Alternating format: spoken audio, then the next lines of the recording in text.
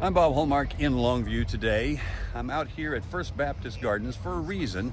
Now, while a lot of big growers may have difficulty with volume, here at First Baptist Gardens, they seem to produce an enormous amount in limited space. There's only about an acre and a half out here, and as you can see over my shoulder, and some pictures we're going to show you, they produce an enormous amount of fruits and vegetables out here.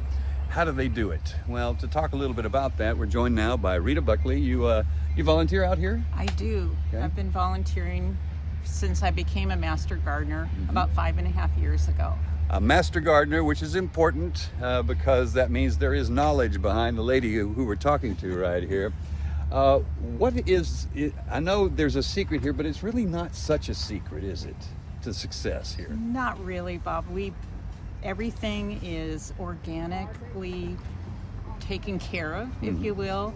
Mother Nature just recently gave us a lot of rain, which really helps everything get started. But a lot of it is organic soil, amendments, constant amendments. We add compost. I was about to say, if you look around, you'll see compost piles out here. Correct. Which are very important because a lot of people still don't understand what that does, is that as that compost breaks down, it creates that rich soil that you need, right? It does. It just replenishes the earth. Just like if you were out in the forest, the leaves fall, it replenishes the earth and feeds the trees and shrubs that are out there. It's the same thing in a garden. And we try to keep it organic all the way.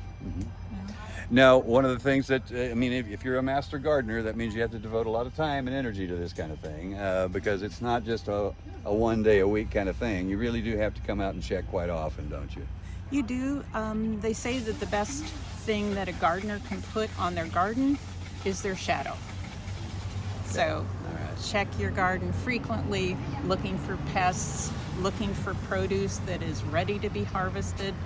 We have a tendency to harvest maybe a little early because we just come out 2 days a week, Tuesdays and Thursdays, and that's when we open the gates and we give away the produce to shut-ins, the needy, people who maybe can no longer garden on their own. And this is important, particularly for maybe people who are on a budget too. Absolutely. Because it's important that they get this fresh produce and they don't have to go to the supermarket and pay maybe a higher price for it and that sort of thing, right? Right. And not only is it produce, we also grow herbs, fresh flowers. Everybody, that brings a lot of cheer.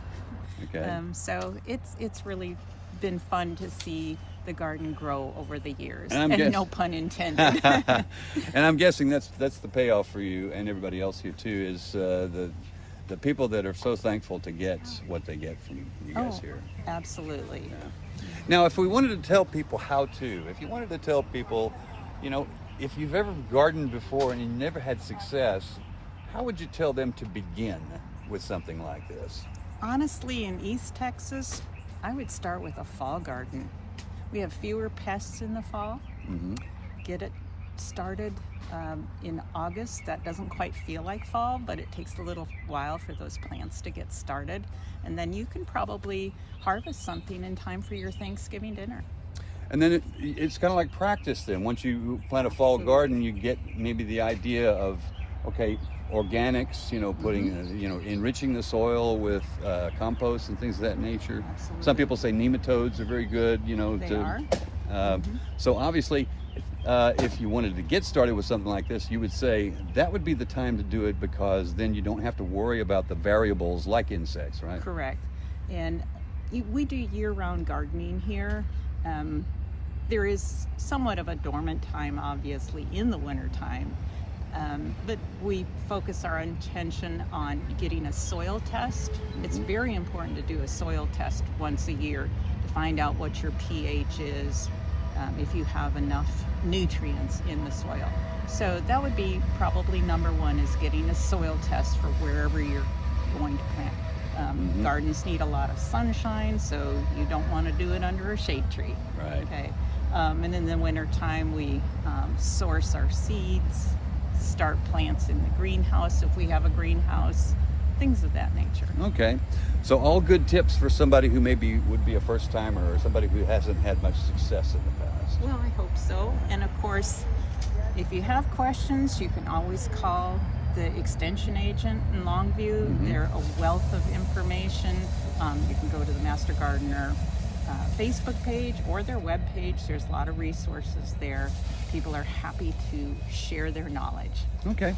And as always, we want to cap this story by saying that First Baptist Gardens actually has been doing this for many, many, many years. And the people that have benefited from this over the years, I'm sure, would say there's no other place that I'd want to go than First Baptist Gardens.